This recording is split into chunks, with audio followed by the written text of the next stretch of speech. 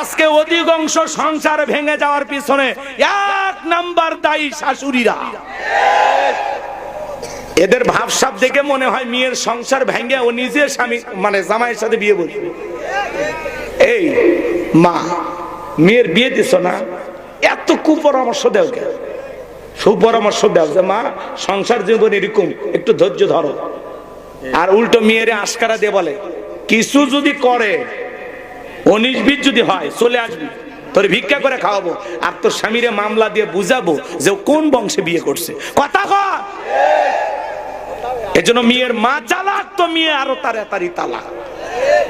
এজন্য শাশুড়িদের উচিত অন্তত মেয়ের বিয়েটা হওয়ার পরে খুব ঠান্ডা মাথায় মেয়েকে পরামর্শ দিতে হবে যে মা সংসার জীবন এরকম, আমি কি তোর বাপের ইতিহাসে কম কষ্ট করছি? মা কত কষ্ট করে সংসার করতেছি, করো মা, জীবনটা এরকমই।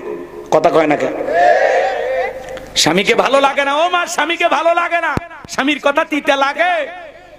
দীর্ঘদিন চলাচল সবসময় মিষ্টি কথা বের হয় না, স্বামী একটু তিতা কথা বলতেই পারে। তিতা খাও, রোগ সারবে।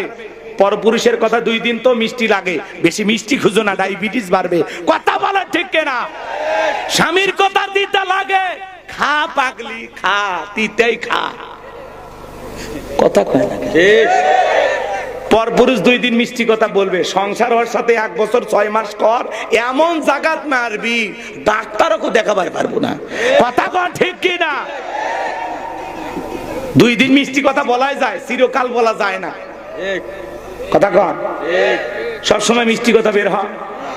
কখনো রাগ, কখনো অভিমান, কখনো বউকে একটা চটকানা দেবে, আবার আরেকবার বুকে জড়ায় আদর করবে। কথা কন। পাগলিরা বোঝে না, বাচ্চার মা হয়ে যায়, সংসারে এক কোনো বোঝে না।